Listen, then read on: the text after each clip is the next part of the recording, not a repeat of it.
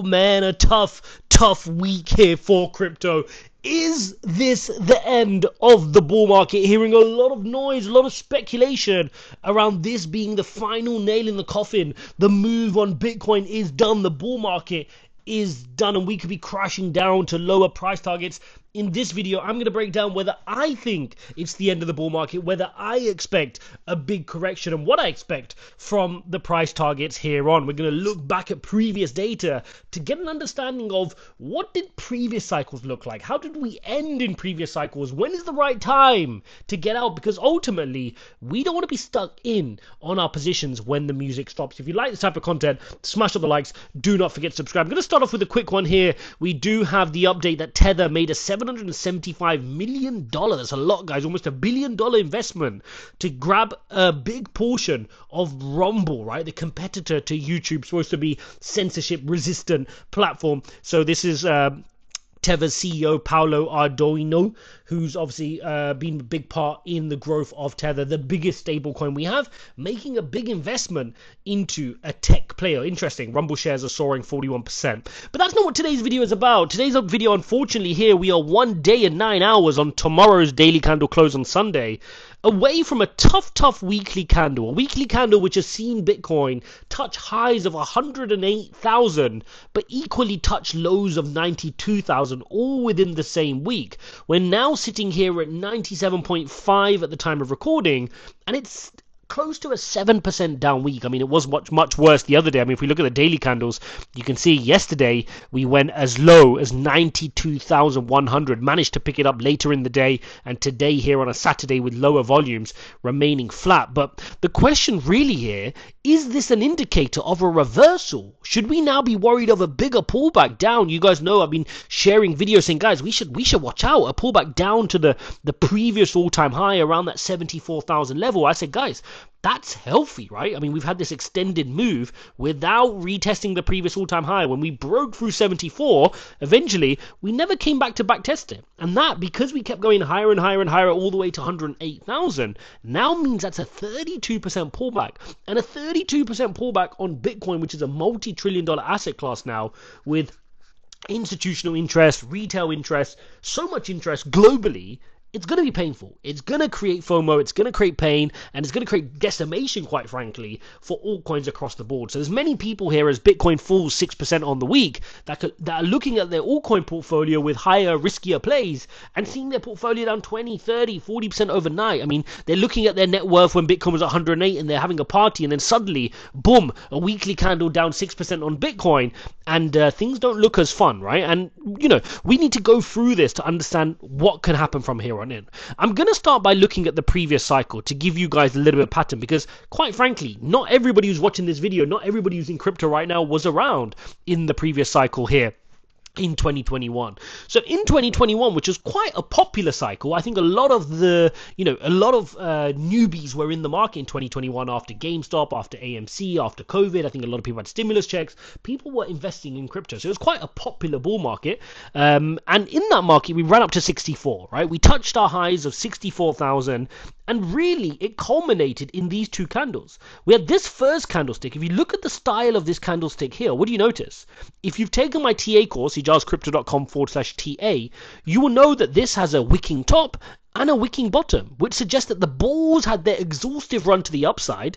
They touched as high as that 64,900 level, and then the bears said, no, we're not having it. The bears went all the way down to 51,000. What a crazy week, guys, right? A crazy week. From 64 down to 51. That's a 15,000 swing roughly here on the weekly candle on Bitcoin, and ultimately ended in a 6% down week.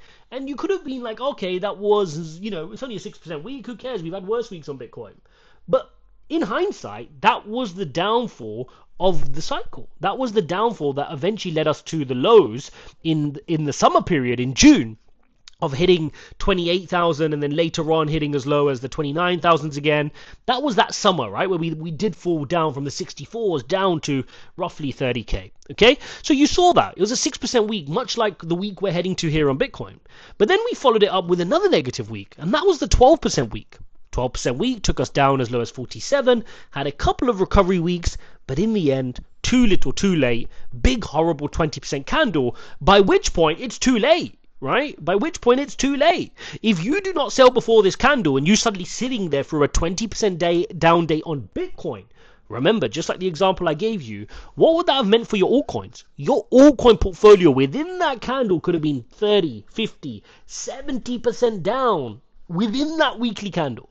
And I want to say that to emphasize how quickly the music turns off, because when there's moments of euphoria, everyone's going to create content around euphoria. And you guys know that I want to do the opposite. I pride myself on doing the opposite. Throughout the bear market, I'm talking about buys. I'm talking about positive things. I'm talking about the things that it's hard to do. Accumulate, accumulate, accumulate.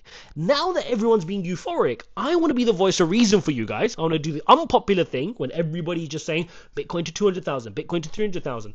And I just want to say, guys, let's be a bit pragmatic. When this happens so quickly, it's hard to get out. It's very hard to get out. So 20% weak on Bitcoin, then you had your 25% down. So between you there, you're 45% down. And within those 2 weeks, right? Within those 2 weeks, you could have been on holiday. You could have not checked your portfolio for 5 to 10 days. And you're down at 30,000. When you last checked, it was 65,000. That's just on Bitcoin. Most people don't just hold Bitcoin. They have altcoins. They have higher risk plays. So your portfolio could have been down 70, 80, 90% within the space of 10 days. And it's an important lesson for us, particularly if we're new to crypto here. Your ability to do well in this cycle is about trimming profits and realizing profits. You can't be married to all your altcoins. Now, if you want to be married to Bitcoin for long term, that's a different conversation, right? That's a high conviction play where you want to hold Bitcoin for many generations, 5, 10, 15, 20, 30 years, no problem, right? I do that personally. I don't have any interest in selling my Bitcoin every bear market. I'm just holding it. I don't care for it, right? It's just going to grow in value time and time again.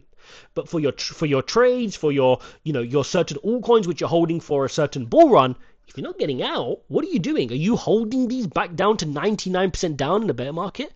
That's something you need to ask yourself. So we saw that. Then we saw a resurgence later in the year, and we ended up working our way back up to 69,000 in what was probably a manipulation run, right? In hindsight, it was probably a manipulation run. The market makers wanted another go at the bull market, and they managed to grab more liquidity in this 6-month process of manipulating the price to 69. We didn't really create much of a higher peak. It wasn't a continuation of the cycle. Lots of people at the time were talking about a super cycle, and the same thing happened. A wicking candle here showing that the bulls were exhausted, followed by a painful 10% week, followed by another 2% week, and then your big one down close to 14%. And before you know it, you're back down at 42k, and then the cycle continues to tumble down there. Terra Luna collapse, Free Arrows Capital, Voyager, etc., etc.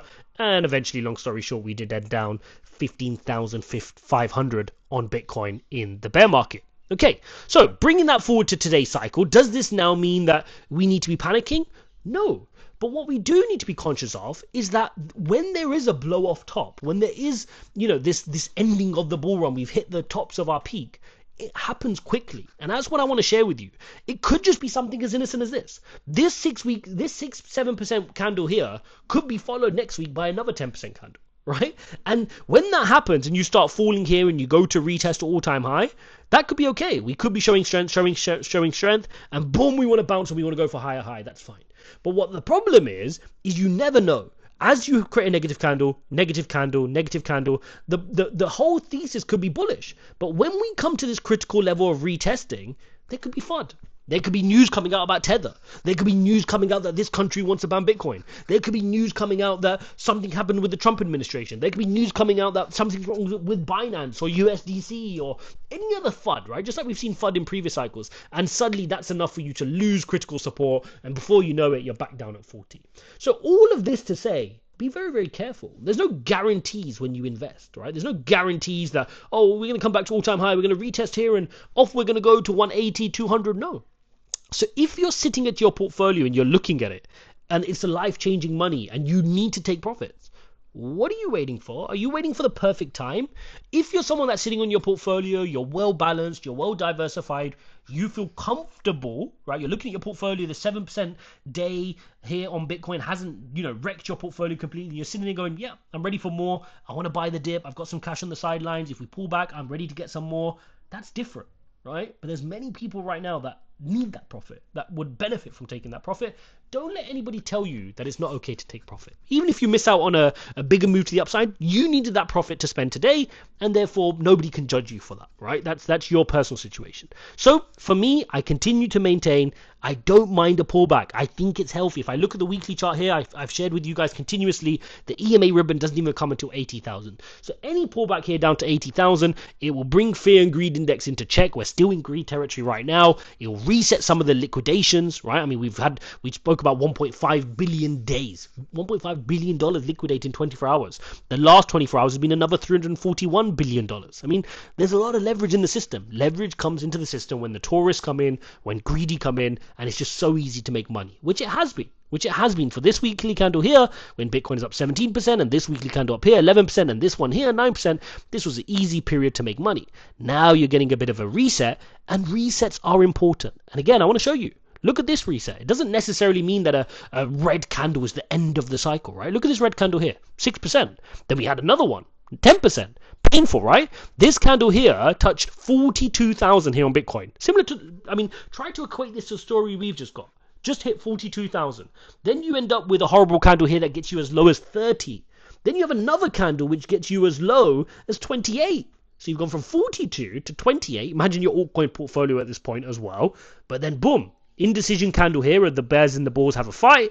And then boom, the bulls win 17%, 25%, 18%, and within those three candlesticks there, you're now up at 58. In hindsight, we know the bull market top was 64 before we come back down to 30 at this point. 58. So if you rode this bit here, right, you captured a big part of the bull market. And that's what this is about.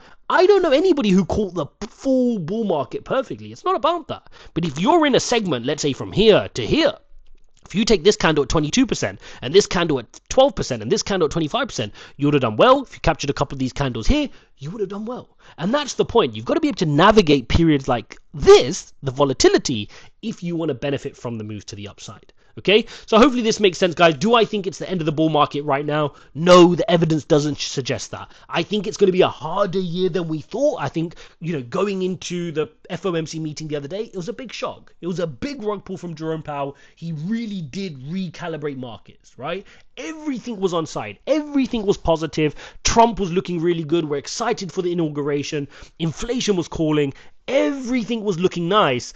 But then, obviously, we get the big announcement from Jerome Powell saying that, we're going to have a hawkish cut. We're only going to have 2 interest rate cuts. But here's the thing, guys. I don't think the Fed know what they're doing. And so data is going to continue to come out. Data will continue to come out. And when that data comes out, it's important for us to not just look at that data, but understand that the Fed will pivot with that data. And that's what's crazy about what's going on. The Fed don't know what they're doing, right? They're going to pivot with the data. So when more inflation data comes out, when more GDP data comes out, when more jobs figures come out, guess what? The Fed are going to be responding to it. So when we saw that the PCE inflation figures came out, guess what? They weren't too bad. They showed all the inflation figures coming to the downside. They were actually better off than we thought. And yet Jerome Powell went into those meetings knowing that. So it's almost like we just need to be patient here. I think just because they're saying they're going to do 2 cuts, it doesn't mean necessarily they're going to do 2 cuts. We could well see 3 cuts next year. Anyway, we could well see 4 cuts as well next year. You've got a Trump administration. There'll be pressure on the Fed to grow the economy, to do a good job, to fuel Bitcoin, to fuel the S&P, to keep risk on. And I think that's what we need to focus on. This is an exciting year coming up. I don't think this bull market is over. We've spoken about the total market cap, previous all-time highs here on the total crypto market cap were about 3 trillion. We've touched as high on these candles as 3.7 trillion. For me, that's not just a bull market, that's an appetizer. If we look at altcoins, we've not even touched the previous all-time highs. So for me, I still think a big, strong altcoin bull market will come about. We've just got to navigate these tough times as well. Hopefully you found this video useful. If you like this type of content, even here on a weekend, smash up the likes. Do not forget to subscribe. If you actively want to trade with me, I'm trading on Bybit, BitGet, Mexi. Those are the platforms linked in the description. Those are affiliate links. Do check them out. If you want to trade with me, Telegram is the place to do so. It's the very first link in the description. Have a great Saturday. Thanks for watching, and I'll see you in the next one.